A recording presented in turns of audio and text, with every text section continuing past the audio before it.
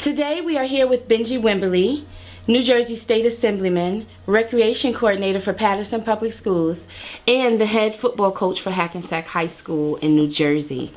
You were re-elected to New Jersey State Assemblyman on November 5th. What has been your primary focus in the first 30 days? First 30 days really just, reevaluating what we've done the first term and look at what our goals are going into it.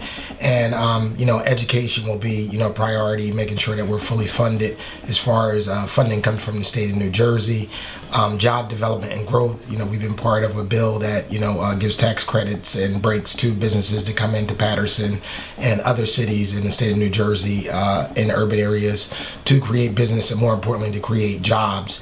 And public safety, at the forefront. I think every homeowner and every resident just wants to feel safe in their home and their neighborhood. Okay. Great that you mentioned that, because recently there has been a stream of shootings in the city of Paterson, including an officer that was recently shot. How can we as a community and the political figures within the community reverse this activity? Unfortunately, it's illegal guns. People talk about, some of the gun laws and stuff, which I think they should be, a little tougher when it comes to, certain types of firearms being available to people. I don't see any reason why anybody would need an assault weapon to walk around the streets or protect their families or go hunting. But our issue in urban centers is illegal guns. These aren't guns that are being purchased legally. These are guns that are being trafficked from, North Carolina, South Carolina, Virginia, coming up the highway and finding its way into the wrong hands. As parents and guardians, I think you have a right to search your child's room, because it's a lot of children who are involved in these shootings that are involved, and make sure that that gun's not stored away somewhere else. And if you suspect that your child has a gun, you have to really, make the tough decision and address it with them or address it with, somebody who legally can do something about it.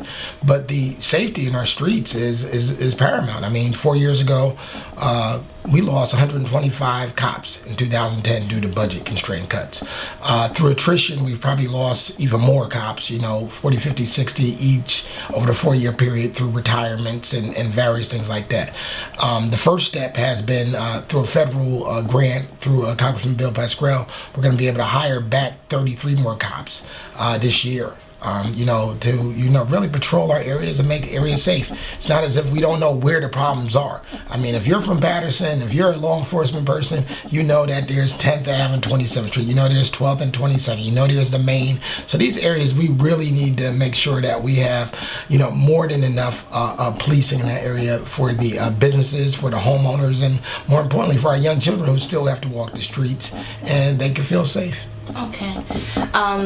Besides the issue with the guns, and I love the fact that you touched upon about the parents, because a lot of times when tragedies happen or these type of activities happen, is bad behavior, they look and say, oh, what are the people, the city officials doing, or what are, the mayors doing? But it really is a community issue.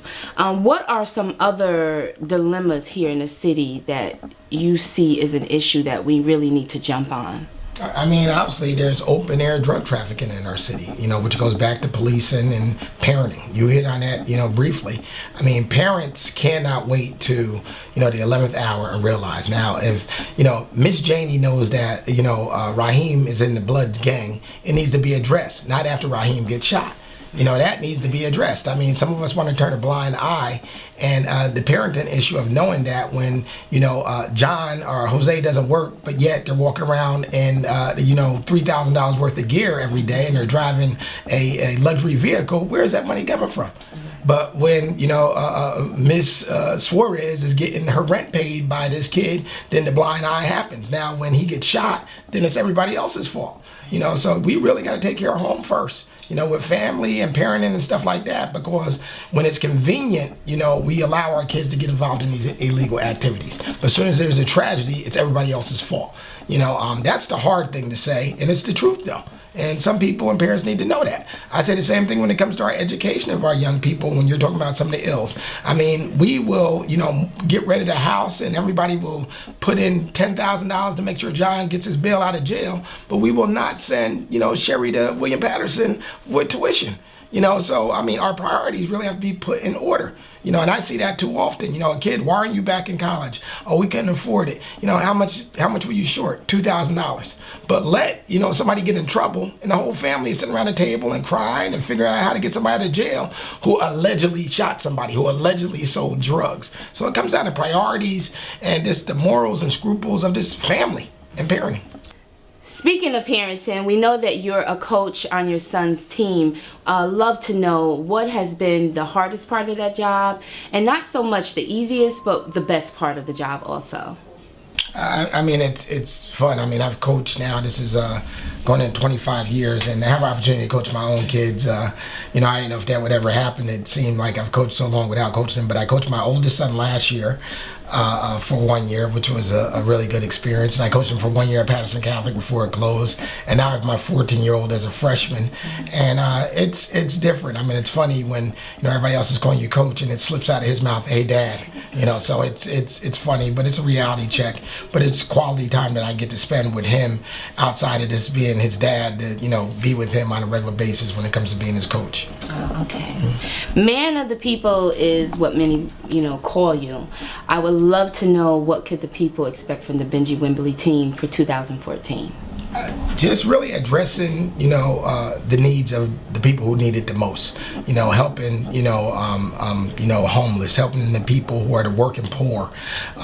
You know, being out here and advocating continually for education with our young people and our old people and in between people, injecting a sense of hope over despair. You know, I think that's one of the biggest things that I run into. Is so many people are ready to quit. You know, I'm leaving, I can't find a job, I can't do this. Well, you know what? You're not the first. You know, as African Americans, I always tell my fellow, you know, young brothers in particular, look, you come from an ancestry of slavery.